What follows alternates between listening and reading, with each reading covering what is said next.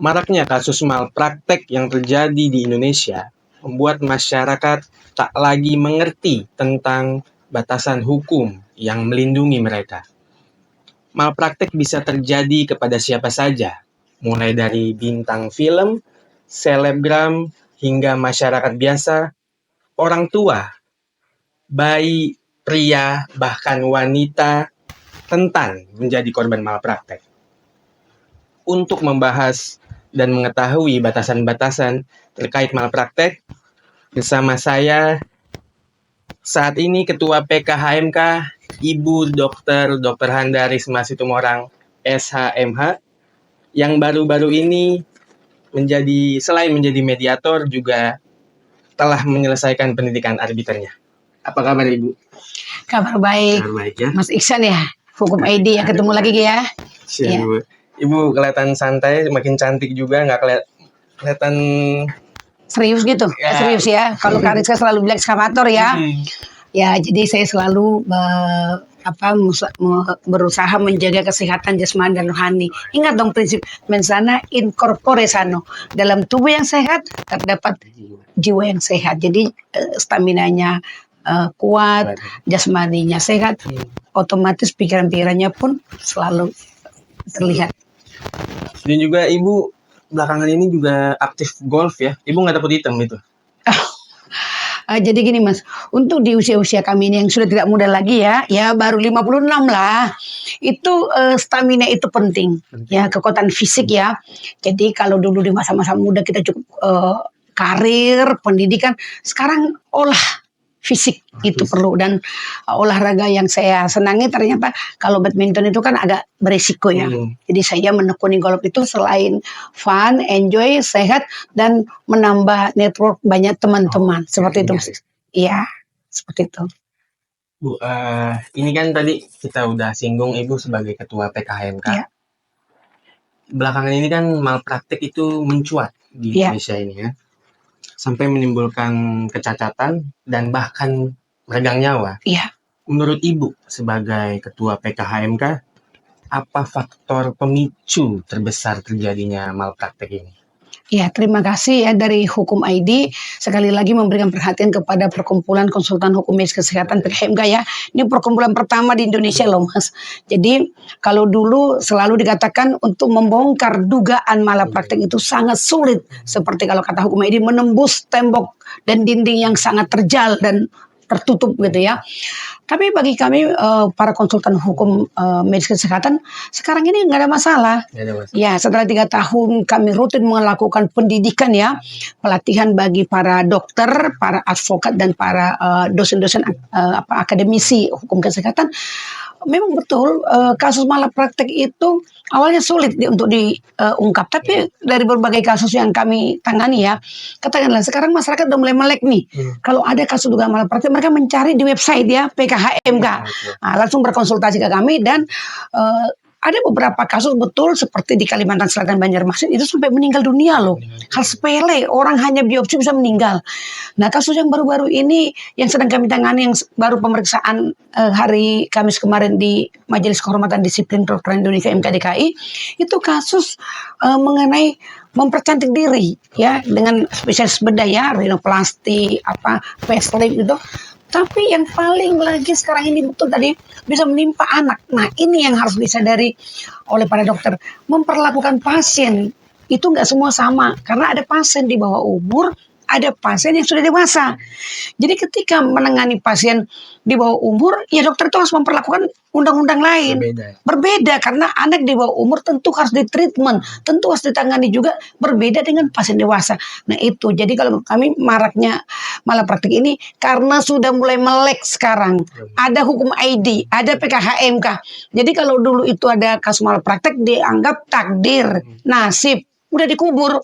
Nah sekarang kan mulai nih, udah mulai media sering memberitakan, menginformasikan ya, maka pengetahuan masyarakat semakin aware mereka. Wah ada PKHMK ini, ada sekarang bisa kita tempat mencari perlindungan apakah betul ini malapraktik apa tidak. Seperti itu Mas, saya pikir kesadaran masyarakat semakin meningkat.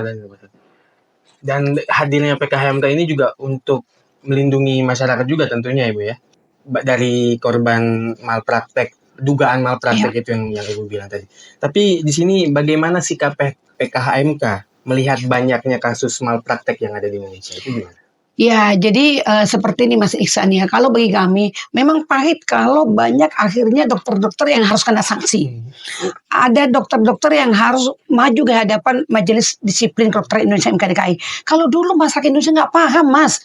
Saya pada waktu di OCKD juga nggak ngerti ada MKDKI. Kalau ada dugaan malapraktek dulu kita lapornya ke ID. Ke organisasi profesi. Itu etik Mas. Namanya MKEK di bawahnya. Majelis Kode Etik Profesi Kedokteran, itu etika. Nah kalau sekarang dengan adanya PKHMK ini kan kita udah bikin pelatihan, kita bikin podcast memperkenalkan ada loh instansi yang didirikan oleh negara di bawah presiden, dibiayai dari APBN. Maka kalau ada dugaan malapraktek, kita adukan ke sana. Dan itu sangat banyak Mas sekarang ini dokter-dokter yang terkena sanksi harus diperiksa. Menurut kami PKHMK nggak masalah untuk perbaikan di kemudian hari. Sekarang memang terasa kok ini galak banget PKHMK. Dikit-dikit pasti ada aduan dari PKHMK atau kantor Humas Tumorang and Partner. Tapi untuk perbaikan pelayanan kesehatan di masa akan datang. Tapi dengan hadirnya PKHMK ini apakah banyak musuhnya Ibu? Karena kan kita PKHMK sering lapor dokter lah segala macam itu.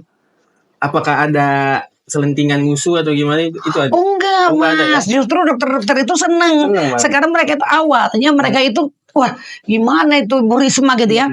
Tapi setelah mereka saya selalu katakan, selesai mereka diadukan diperiksa saya salamin. Saya bilang, dokter nggak seberapa yang Anda alami harus diperiksa atau mungkin terkena sanksi pencabutan STR atau grounded atau di stop ya, diberhentikan sementara. Bayangkan korban yang meninggal dunia, bayangkan korban yang cacat tidak bisa dikembalikan lagi. Jadi Anda masih beruntung hanya dikasih disiplin karena itu sayang. Anda disiplinkan dari tidak disiplin. Jadi enggak, mereka senang, mereka sekarang terbuka banyak dokter-dokter itu juga menggunakan jasa kami karena memang ada juga Mas, nggak semua kasus itu benar-benar adalah malapraktek. Bisa juga ada karena ketidakpahaman masyarakat. Jadi dokter-dokter ataupun rumah sakit tetap bersahabat, tetap mereka juga menjadi bagian daripada PKHMK. Jadi bukan hanya masyarakat menjadi korban, tapi memang ini ada salah paham lah ya antara dokter dan masyarakat tadi itu ya yang dibilang tadi. Iya betul. Jadi itu yang perlu diluruskan dan memang kalau memenuhi unsur dugaan malapraktek ya ada malaprakteknya ya harus didisiplinkan, diberikan sanksi. Tapi kalau masyarakatnya katakanlah salah atau miskomunikasi ya mereka pun harus menerima bahwa itu adalah konsekuensi ataupun resiko medis seperti itu. Tapi yang kita tahu Ibu, banyaknya malpraktek terjadi di Indonesia ini kan seperti David melawan Goliat. Korban selalu menjadi yang kalah dengan berhadapan dengan rumah sakit atau dokter yang mempunyai organisasi besar ya yang kita bilang di Indonesia ini. Tapi melihat ini bagaimana PKHMK dan di mana posisi PKHMK terhadap kasus atau malpraktek di Indonesia ini? Ya, jadi tadi kan sudah saya katakan, saya selaku Ketua Umum PKHMK, dari berdirinya PKHMK ini 2021, sekarang baru tahun yang ketiga, kita berdiri di tengah-tengah, objektif.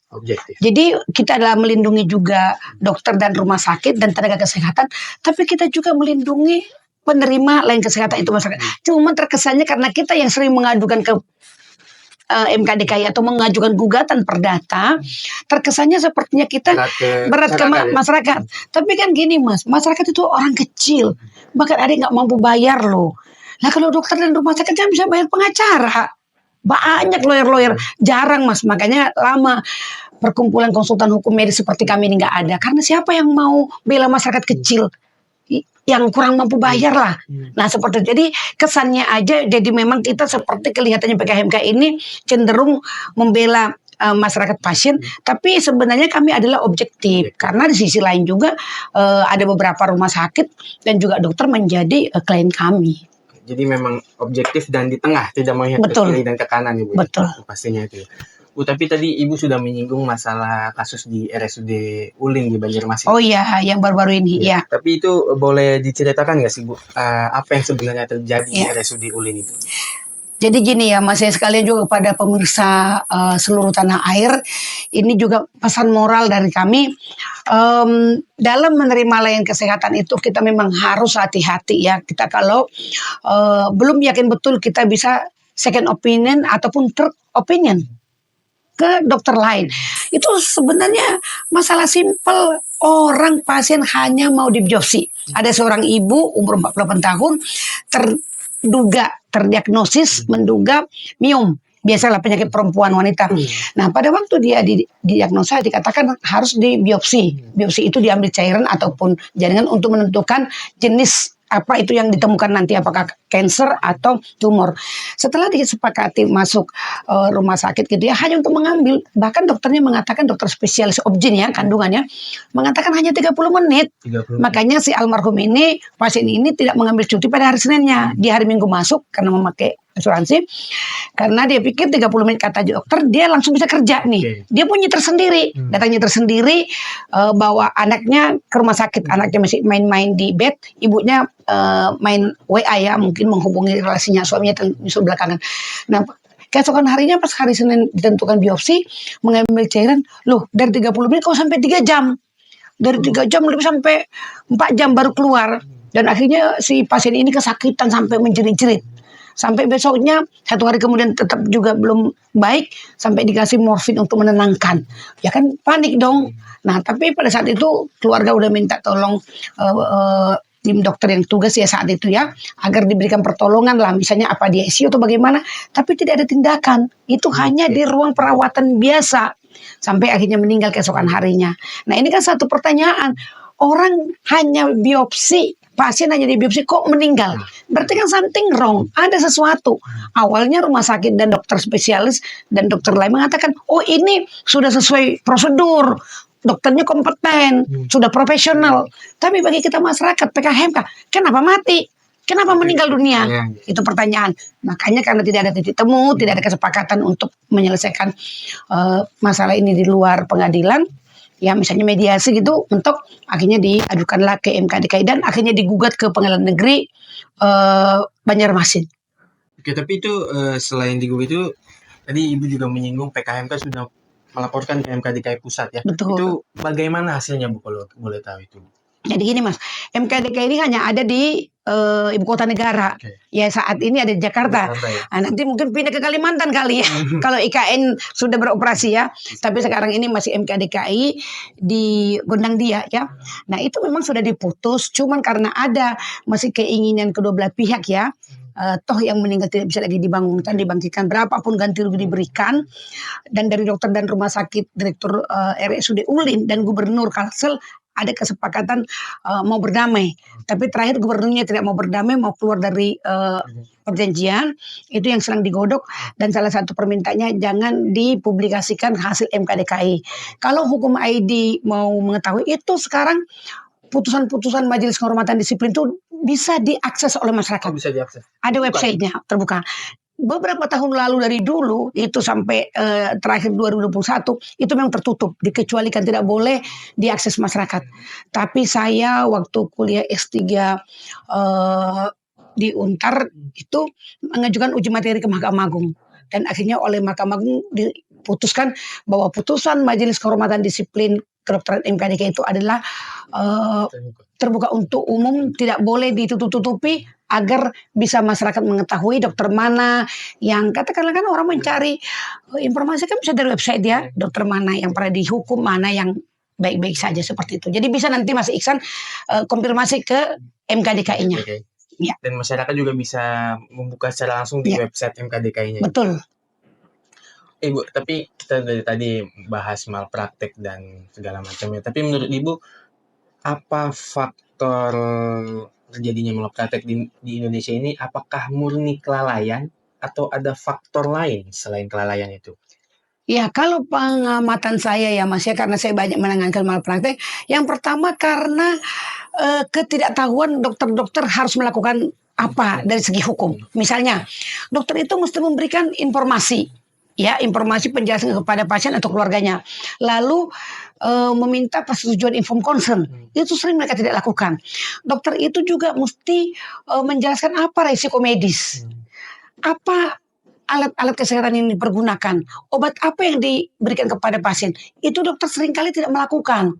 Padahal dari segi disiplin itu udah pelanggaran. Itu yang pertama. Yang kedua, menurut saya dokter-dokter sekarang udah berubah dari sumpah Hipokrates. Dari tadinya menolong manusia, sekarang jadi komersial. Katakanlah sekarang kasus saya lagi bela pasiennya, itu mempercantik hidung, memancungkan 150 juta, facelift 100 juta, bisa 150 juta, tindakan. Padahal kalau dulu kan orang itu namanya kuratif, ya, tindakan medis itu mengobati, kuratif. Sekarang malah promosi, bisa mempermancung hidung, bisa membuat hidungnya facelift begini. Ya kalau sudah muka saya bersegi-segi begini dari Batak sana, ya sudah saya syukuri kan. Pasti saya punya talenta lain, saya punya strong yang lain, tidak di keindahan hidung kan misalnya. Nah tapi itu yang menurut saya bisa bergeser. Dokter pun sudah ke arah komersial, rumah sakit komersialisasi, dokternya komersial, rumah komersialisasi, misalnya alat-alat tidak mestinya dipakai. Tapi aku dengar banyak itu ditarget dokternya, mesti harus pakai sekian kali gitu loh. Jadi itu. Yang kedua, lulusan Mas. Coba akhir-akhir ini ada kan Universitas 2 itu yang dipecat rektornya, masuk kedokteran 1.500.000. Ya sudahlah, kita jadi orang tua, kalau anak kita mau jadi ahli gambar atau jadi wartawan, semua kan mulia kan. Mau jadi petani, mau jadi ahli hukum, kenapa mesti dokter? Anak itu mungkin tidak cita-citanya, tapi orang tua terlalu memaksakan. Jadi itu keinginan orang tua, bukan fashion anak, atau memang kemampuannya. Kemampuan si kualitasnya udah bergeser, udah menurun ya. Mohon maaf kepada dokter-dokter yang punya integritas, yang punya kecerdasan yang tinggi. Hanya kepada mereka lah yang mestinya diberikan gelar tenaga medis ini, karena nyawa kita keserahkan mereka loh. Nah, gitu. Jadi itulah menurut saya faktornya. Tapi menurut Ibu, kasus yang terjadi di RSUD Ulin Banjarmasin itu murni kelalaian atau apa Ibu? Kalau menurut saya itu ada kesalahan. Kesalahan ya? Kesalahan. Contoh misalnya, dia harus mengambil cairan misalnya mungkin di pinggirnya, mungkin ditusuk terlalu dalam atau dikorek-korek. Berarti kan pengetahuannya yang kurang dan dia menggampangkan. Pengetahuannya si sang dokter atau memang dia menggampangkan. Tapi risikonya nyawa orang meninggal dan meninggalkan 2 orang anak hanya biopsi. Tuh Bapak, jadi bukan operasi loh. Kalau operasi meninggal ya sudah lah ya. Ini biopsi, tindakan kecil, belum operasi. Berarti kan dokternya nggak punya kemampuan kalau menurut saya. Jadi memang menurut Ibu ini diduga kesalahannya. Iya, kesalahan. Tapi dengan segala yang terjadi dari kasus RSUD Ulin Banjarmasin dan mungkin kasus malpraktek lain yang menyebabkan bintang film meninggal juga. Waktu itu beberapa yang di Depok ya? Yaitu selebgram. Artis yang di Jakarta Selatan ya, yang sedot lemak. Selebgram dari Medan yang meninggal ya. Dan tapi akhirnya didamaikan. Iya. Tapi menurut Ibu, apakah memang kurang dari MKDKI-nya untuk mengawasi ini atau memang ini ada sesuatu yang lain? Saya tolong titip ke Hukum ID, nanti kepada Hukum ID saya berikan kontaknya ya. Ada kok di undangnya itu ada komisionernya, ketuanya itu Dr. Prasetyo Edi ya. Coba ditanyakan, sanksi disiplin yang mereka berikan itu 2 bulan, 3 bulan. Itu tidak menyebabkan, tidak ada efek jerahnya. Tidak ada efek jerahnya. Mendisiplinkan apa 2 bulan? Baru diterbitkan aja sudah selesai. Sehingga akan berulang. Selama tidak ada sanksi tegas, maka dokter-dokter akan nyeleneh, akan menganggap gampang nyawa orang. Itu tolong saya titip betul kepada Hukum ID, boleh nanti cari di MKDKI pertimbangan apa kepada MKDKI. Ada bahkan juga kasus yang tangani teman saya Surdami Purba, ibu sampai sekarang melahirkan lumpuh total sama 3 bulan dan itu bukan dicabut, hanya di grounded, tidak boleh praktek. Nah, tolong saya titip betul itu. Jadi selama saya pikir tidak tegas, setengah-setengah juga ini MKDKI untuk memberikan hukuman disiplin kepada dokter. Tapi ada rumor lagi yang mengatakan bahwa sebenarnya RSUD Ulin ini, Ulin Banjarmasin ini banyak melakukan dugaan malpraktek ya. Salah satunya mungkin dari ya kita tidak bisa sebutkan kali ya. Itu menurut Ibu apakah memang rumah sakitnya yang bermasalah atau dokternya yang bermasalah? Ya, jadi gini Mas, kalau rumah sakit umum itu RSUD ada milik Pemprov Ya, pemerintah provinsi, gubernur, yang itu yang di sana adalah Pemprov. Kalau RSUD Pringadi yang pernah saya lawan itu adalah milik wali kota. Jadi Pak Bobi Nasution pun saya gugat. Ya karena memang tidak melakukan pengawasan. Contoh, tabung gasnya itu tidak dikalibrasi sampai 3 tahun. Nah, yang di RSUD Ulin mestinya kan di sana kan ada Dinkes. Dinas Kesehatan mesti pengawasan, dan itu dalam Undang-Undang Kesehatan nomor 17 tahun 2003 ada fungsi pemerintah pusat, pemerintah daerah sebagai pengawas, sebagai pemilik rumah sakit. Jadi mesti diperiksa, dicek ketaatan mereka, ketaatan prosedurnya bagaimana, ya kan? Sama ya diceklah kualitas dokter itu berkualitas apa tidak. Jangan-jangan memang karena rumah sakit pemerintah menggampangkan, memudahkan, kan kita nggak tahu. Tapi dugaan saya begitu, makanya seringkali banyak kasus. Kalau yang di rumah sakit umum daerah ya, pengawasan menurut saya ya lemahnya sehingga tidak terkontrol lah kualitas daripada dokter. Tapi kalau yang swasta tadi seperti Selegram, yang seperti di Jakarta Selatan Artis, atau yang sekarang ini juga klinik rinoplasti, kalau itu menurut saya adalah karena faktor komersialisasi. Contoh tadinya tindakannya cuma satu facelift, pada waktu ketemu si pasien mungkin dikiranya gampang uangnya, ditawarkan lagi boleh rinoplasti, boleh dagu dimajukan adalah ya. Jadi kalau yang di swasta itu saya pikir karena komersialisasi, saya duga begitu. Kalau yang di pemerintah kurang pengawasan, termasuk kualitas dan ketaatan si dokter itu dalam melaksanakan SOP, standar prosedur operasional waktu melakukan suatu tindakan medis. Berarti bisa dikatakan ini memang agak semeraut ya Bu ya? Atau bagaimana itu?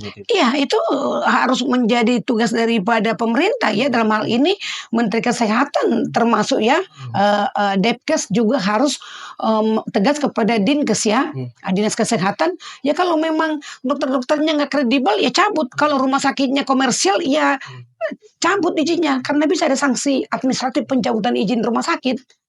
Supaya nanti negara kita ini menjadi tuan kesehatan di rumahnya kan. Jangan mengeluh kenapa orang keluar negeri. Ya iyalah keluar negeri, nggak jarang orang kita dengar mati tiba-tiba hanya biopsi, terus tiba-tiba orang lumpuh karena melahirkan.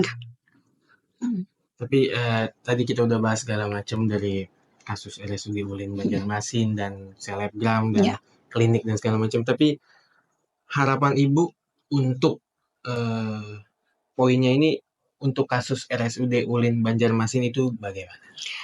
Ya tentu sekarang ini kan Mas lagi digagas itu untuk perdamaian. Memang seberapapun diberikan ganti rugi atau tali asih tidak akan menghidupkan kembali korban ya. Tapi kami pikir itu kalau terjadi perdamaian pun salah satu penyelesaian alternatif penyelesaian sengketa di luar pengadilan itu tetap akan menjadi pembelajaran. Supaya gubernurnya, Dinkes, sama direktur rumah sakit itu lebih memeriksa lagi ketaatan daripada tenaga medis, tenaga kesehatannya. Jadi itu pasti pembelajaran. Karena selama ini kami dengar semua itu kasusnya ditutup. Semua kasusnya ditutup. Itu memang kemarin menjadi heboh karena PKHMK turun ke sana, ramai beritanya, dipaksa mau nggak mau tergugat itu harus mau berdamai dengan manusiawi lah, dengan memberikan tali asih yang sedikit ya. Minimal mungkin bisa melanjutkan studi anak-anak daripada korban yang meninggal itu. Ya, walaupun tidak bisa mengembalikan nyawa seseorang, tapi setidaknya bisa menghidupkan anak dan keturunan. Betul, betul. Karena kan tadinya kan Wanta Karir bekerja, sudah kehilangan ibu, kehilangan penghasilan daripada istrinya si pengadu itu ya, Pak Lando Simatupang, dan 2 anaknya. Ya minimal anak-anak itu bisa sekolah negeri lah Mas, dengan adanya tali asih dari pihak tergugat ya, rumah sakit, dokter, dan gubernur Kalsel. Ibu, sebelum kita tutup, apa yang Ibu mau sampaikan kepada seluruh masyarakat di Indonesia yang mendengarkan atau yang melihat obrolan kita saat ini untuk bisa menjaga diri dari kelalaian malpraktek atau untuk bisa menghindari malpraktek dari tenaga kesehatan dan rumah sakit? Ya tentu yang pertama masyarakat itu ya, pasien dalam hal ini memiliki hak dan kewajiban.